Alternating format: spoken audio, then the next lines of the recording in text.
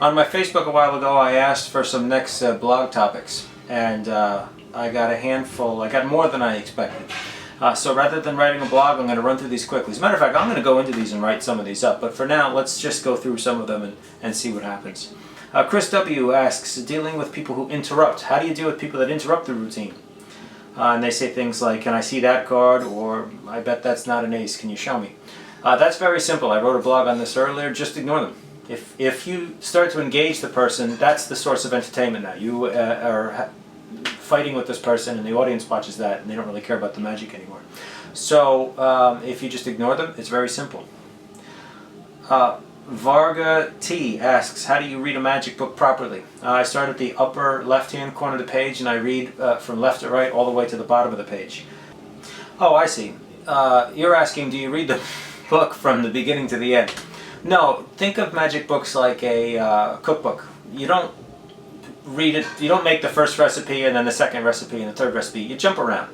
So what I do with my magic books is I read them and I just, maybe I don't even get through the half, a whole effect. I just steal some ideas and some cool thinking or a cool paddle line or something like that. But I certainly jump around a book. And if you can't do certain moves, in other words, you read through the book and stop on a trick that because you can't do a pass or something like that, then keep notes, write notes and say, I need to learn this and that and the other thing, so that when you are finished with the book, at least you've gained a big list of moves that you should work on.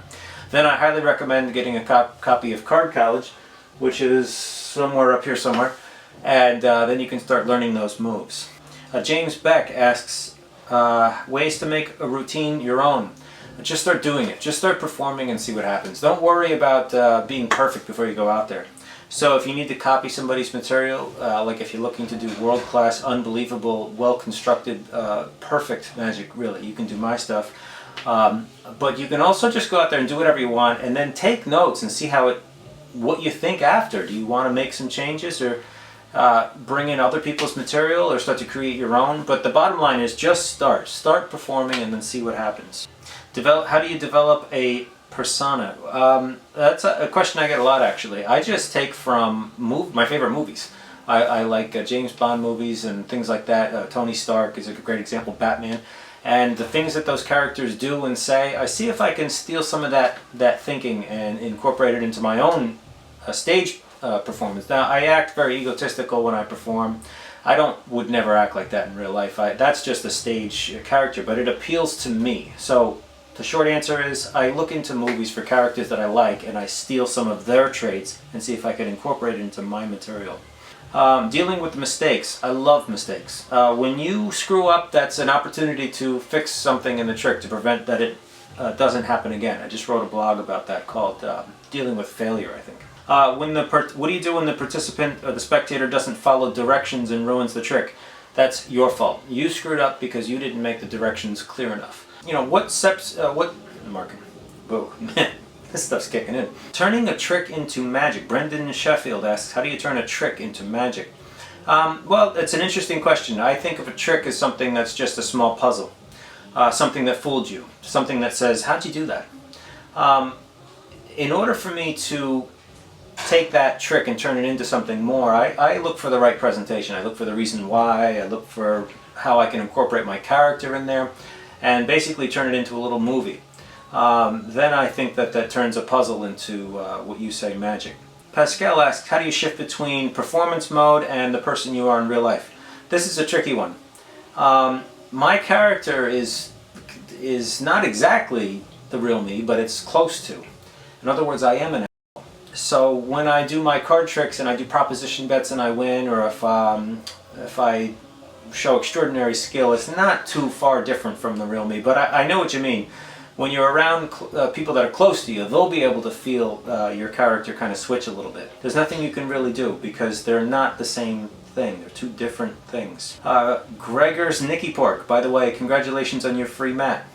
How do I choose the best single malt whiskey and cigars? The answer is to try every single one of them on the planet, and then you can choose wisely. Lauren Elizabeth asks, how do you be a nerd and score a smoking hot girlfriend?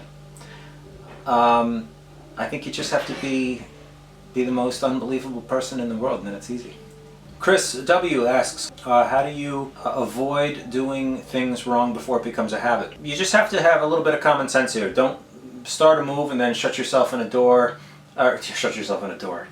What is in this scotch? Don't shut yourself in a room and practice it without any reflection. That's the secret. You have to practice it for a little while and then look at it. Try it out in the real world and see what happens. Did you botch the move? Is there a flash? Whatever. Look in the mirror, check it, videotape it, and then constantly look back at things. If you're practicing something wrong for 2 weeks, it's not a big deal. You can fix it right away. But if you lock yourself in a room and practice it the same way for 10 years, well then yeah, you're going to develop some bad habits. So the answer is reflect. Steve Christian asks, how do you create an act that builds interest and astonishment leading up to a kick-ass finale? Be me. Steve Christian also asks, why do I use a stopwatch when I'm practicing? I use a stopwatch to ensure that I practice a certain amount of time on certain things. It's 2 minutes on, 30 seconds off, 2 minutes on, 30 seconds off, whatever it might be. It's that it's timed. Dinner is ready. Dinner is... I'm going to have to go. Dinner is ready. Awkward. I'm sorry.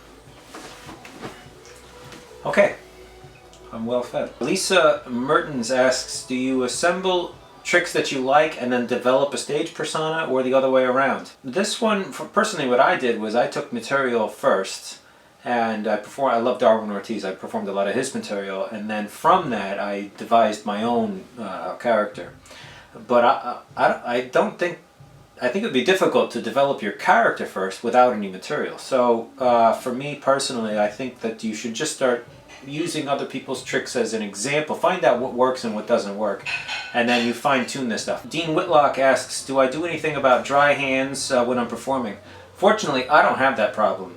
When it comes to performing, my hands have a good tack on them. When I'm practicing though, I tend to have a little bit of a drier hand, so I use things like Sort Quick is a great one, or Aveeno lotion is actually very good for your hands anyway. Either way, guys, that's just some of the questions that I had in this blog, in this this Facebook post, I mean.